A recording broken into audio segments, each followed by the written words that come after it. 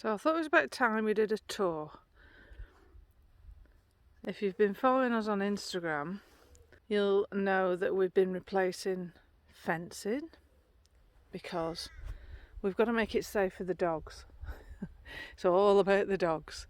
And we can't come here properly until we know it's secure for the dogs. And we have one Baloo who's a big idiot and he can jump really high. Our fences at home are 7 foot high. Although they are solid fences, so we're hoping that these, because they're wire mesh now, because you can see through them, he may not jump, we'll see anyway. And the other dog we've got they're both rescues, and she's very skittish, and she will try and run and hide at gunshots and thunder and stuff, so we've got to make sure that she can't get out, she can't slip under anything, so we've got all that going on. We've just done these posts here. But anyway, I'll give you a tour around outside first, and then I may well just do a separate video for the inside because there's so much to do. So we've got a massive pile of wood here, and that was a lot of the fencing from here and down this side. And we've got to sort through it, pull all the nails out and stuff, and save some that we can reuse, probably at the back on the riverbank, because wood is just so expensive at the moment, it's ridiculous. We've just had this delivered, so now we're bankrupt, and that's some purlins 4x2s effectively, to build a cabin to replace that monstrosity there. Now in there is the water header tank to give a bit of extra pressure. We are on sort of mains water here, but it comes from the dairy farm, and when he's milking and stuff and using lots of water, the pressure can drop quite a lot. So if you've got a header tank, and not many people do it, it's only the people who are living here permanently, idiots like us, then it needs a header tank, and so that's what's in there. And then also, I'll show you in there in a minute. We'll come to it. But we're replacing that cabin because it's absolutely rotten, and the water pours through the roof. We've got some SIP panels coming next week or the week after, I think, to build a new cabin, and that will be our utility room / bathroom. So we won't have a traditional bathroom in the traditional caravan. So we've got a lot of work to do on that. So we've done, like I say, we've done all this fencing, put a new gate on, nice and high, and then this lovely walkway, which is absolutely covered in clematis and some beautiful roses. They're all finished now, and honeysuckle. It's really nice, except it completely blocks our view from that window there, and this is west facing, so we get the sunset on this side. So it seems a shame to just hide it all, so we're going to chop all that right down to sort of normal hedge height, and it'll all come back, I'm sure, but we're going to leave it for now because it's actually quite secure, this, for the dogs. We've just got a little bit to fill in there, and put some more wire mesh on, otherwise Daisy will be through that and Baloo will be over it. Coming through here, see, look, there's still a lovely, beautiful, there's still a few roses out. I've not been deadheading or anything, so they've finished a bit earlier than they probably would have, and there's some beautiful pink ones through there. And then we've already got logs prepared for winter, drying out. Got to chop them up and split them. And then coming down here, we've cleared this already. This was absolutely full of nettles and Himalayan balsam just everywhere, unfortunately. But it goes right down to the river, and we've got right down to there. So we've got some fencing to run down here, and we've also unfortunately got to put fencing along the bottom as well, and probably round or across the jetty. I'm not sure how we're going to do that yet. But in this garden, oh, it's very steep. It might not be that apparent on the camera, but it's really steep. We've got just all sorts of trees in here. It's so nice. We've got a cherry tree here, which was absolutely covered in cherries at one point. I thought, oh, I'll pick those when I come back the next time. They weren't quite ripe, and when we came back a few days later, every single one had gone. So they'd obviously ripened, and then the birds had eaten them all. And then down here we've got raspberries. There's a gooseberry, another raspberry there. This is a huge plum tree, and now this really needs some attention. A lot of it needs cutting out because it's just far too dense. I actually thought it was an apple tree for a while. Like I say, if you've been following us on Instagram, you'll see I was asking why this hadn't bore any apples when the apple tree next to it is absolutely covered in them. But anyway, it turns out that it's the plum tree, because I found, I think it was 4 solitary plums on the whole of this tree. So I can't wait really to get in there and give it a prune, and chop the middle out probably, or a good proportion of it anyway. Another tree here that I can't even remember what it was. I don't think it's had any fruit on, so I'm not sure what it is. Could be a pear. We've got all sorts of things. Lovely couple of blackcurrant bushes, which are full of blackcurrants at the moment, so I'm going to pick those after. I've already picked some, and so I'm going to pick some more, and then I'll probably try and prune those as well at some point. There's lots needs attention, but we've got to prioritise, unfortunately, on getting here first. It's so tempting to get in this garden and start titivating, and then we've got this glorious apple tree.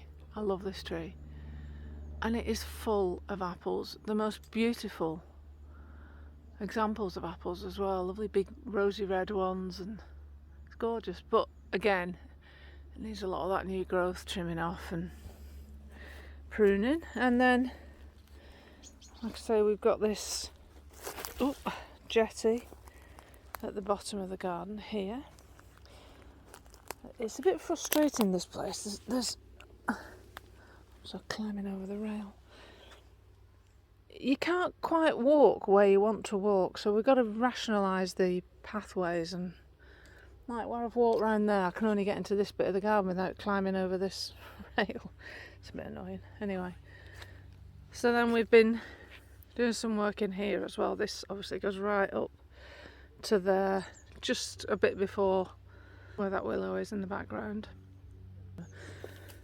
And then more Himalayan balsam. This stuff is just everywhere, unfortunately. Really invasive. So I've already pulled all this out once, and it just comes back. Look at it. As pretty as it is, but it just takes over everything. It ruins the native species. So it's a bit of a problem, a bit like Japanese knotweed. So that's got to come out if we can keep pulling it out, keep at least our little bit clear. So there we go, here's the River Dee, and over there is England, and we're in Wales. And so I'll go back up. I'll just get over here because I can't get over further up. Ooh. And we've dug all sorts of rubbish out of here as well. You'll see some big holes, there's wire netting, and we dug out a whole lawnmower, a whole petrol lawnmower, which was over there somewhere.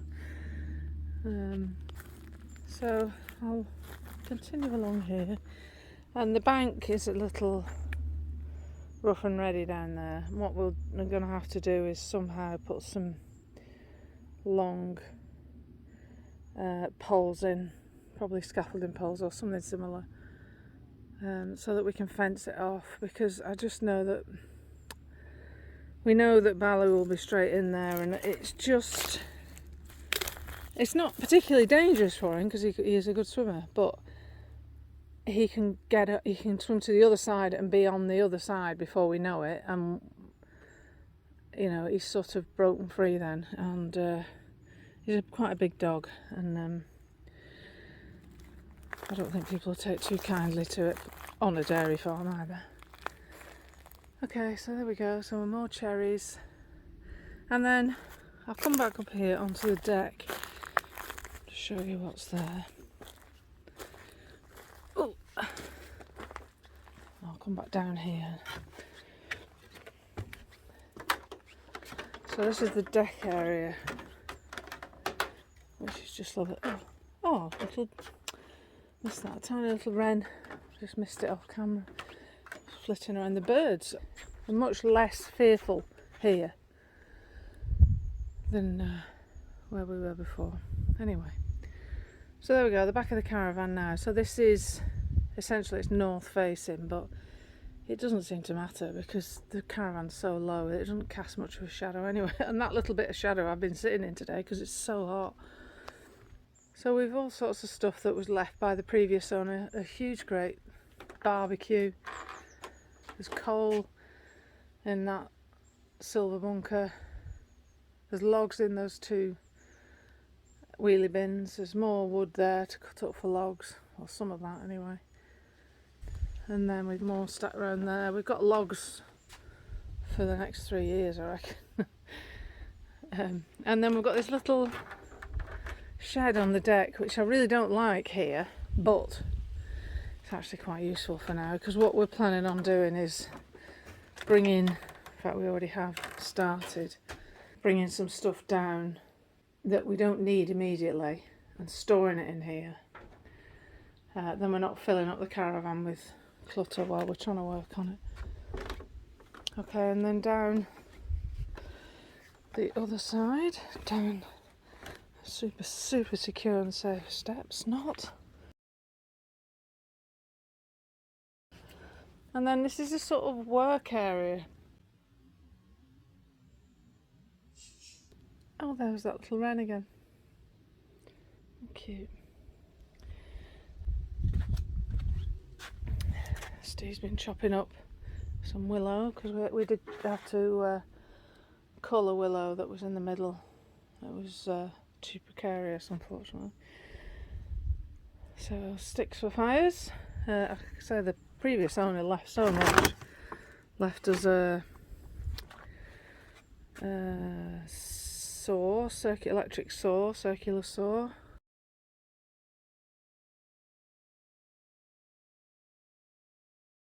Those are the gas bottles that we use for cooking and the hot water at the moment. And then we're now at the back of that rotten old cabin, and it's an old night cabin, and you can see where he's already tried to patch it up. He's put a tarp over the roof, which actually hasn't worked. Well, it may have worked at one point, it's not working anymore. So all this wants ripping out, and well, like I say, this is where we're building the new cabin on top of here. And then we've got a wood store, which is full of logs. Anybody's got a wood stove, just go, who's like me, will go, oh, look at all those logs. And they go right down to the floor. They're only moving actually, because when the waters come up, this all gets underwater, or at least extremely wet. So we need to move all that, so we're going to have to try and stack it up on the deck somewhere, I don't know where. More logs. And they go right back to there. And then it's the side of that knackered old cabin. And then here we have another garage, or a bigger shed basically. So we're using this at the moment as our tool shed. And we've got pretty much everything we need at the moment in there. It's like an oven in there. It's really hot. But this is where my new workroom will be, and I cannot wait. It needs raising up. It's too low. If you look at that, it's lower than that. And he said it has flooded already. Just the floor, but you know, I can't have the floor of a workroom flooding, so it needs raising up at least a foot, probably, I think probably about 18 inches maybe. We're actually considering getting the caravan raised a little bit more while it's empty. But it's never, even the worst possible floods they've ever had, it's only come up to about here, as far as I'm aware. I'm talking to our neighbours. And when this was put in, it was put at the height that was recommended by the Environment Agency to cope with floods for the next 50 years. So, and that was 18 years ago. So I think we're good still yet. So I'll just walk you round here, because you can't really see what I intend to do with the workroom. It's obviously going to be much bigger. It's easier to look at it from here. So you can see it's not particularly big, it's nowhere near big enough for a workroom, so it's going to come this way by, I think, another 2 metres, and actually in this end we're going to have a small shed area, because otherwise we're going to lose our sort of tool shed type area. We will have in there, in the new cabin there, that will be a utility as well, so we'll probably have some things in there that would have normally gone in the shed. And then it's going to be slightly wider that way, and also it's going to come pretty much to this fence line, so it's what, another 20 inches wider this way. But this is the best bit. I mean, look at that for a view. Look at that for a workroom view. It's just glorious. Absolutely love it. It's so quiet as well. The kingfisher comes and sits on that dead branch there. We've watched so many beasties already, birds and creatures and damselflies, and it's just idyllic. Perhaps not so idyllic when all of that is underwater and the water's up to my feet, but you know, it'll be exciting if nothing else. So yeah, we've got to build, obviously we started doing it, we've got to put fencing down here as well, and then this cabin, which will be an insulated SIP panel cabin again, we're going to take much further out over the bank, so probably by another, I'd say, 1.5 meters over there, with a little veranda on it as well, so it'll be sitting out over the river a bit more, so it'll be really something when it's done. We just got to do it. So whilst it's a mess now, I hope you can see the potential that it's got. As far as garden goes, that we've got the bank, which is, you know, there's a decent amount to be getting on with, but I'd hoped for more land and garden, but we've sort of in the end compromised on that for where we are. I mean, we're in the middle, the bottom of a field. In fact, I've not really shown you where the river goes. The river comes past us here, like we've just seen, and we're on a bend, so it goes round there, where those trees are there. That's the top of the bank, and it goes round there, and then the tree right in front of us now, but this side is on the river bank, and then it goes all the way up there. There's a cabin there that's on the riverbank, and then I'll come out from behind the fence, and then it continues up past that cabin. She's on the riverbank, that wooden one, and then the little white one in the distance up there is actually on the other side of the river, and technically is in England, weirdly.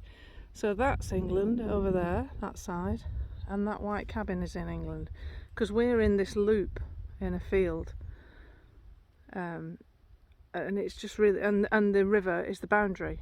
So as strange as it is, that's where we are. And then roughly where it gets to that fence, oh no, the next cabin, the white one over the top of the red pickup, and then it starts to bend back the other way, and the farm is the other side of those trees, and it goes up past the farm.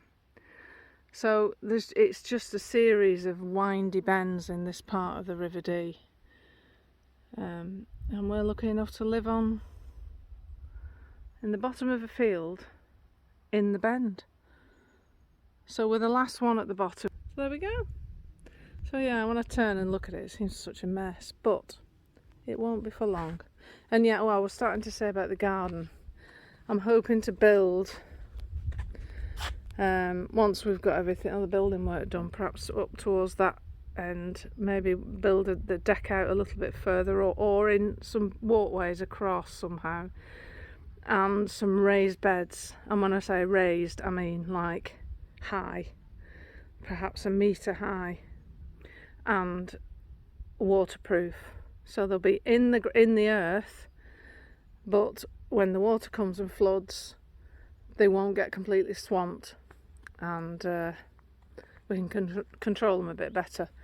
The previous owner used to have, where this concrete patch is here, used to have a vegetable garden, but he said it was just hard work, because every year it came and washed everything away, and he had to sort of start again each time, and he just got fed up with it. So I think having a series of heights or tall sort of cylindrical raised beds might be quite nice, and good all year round. Then if they need stuff that needs to survive all year round, I've got that. So there we go. So I'll do a separate video for the interior. Thank you for watching. Goodbye.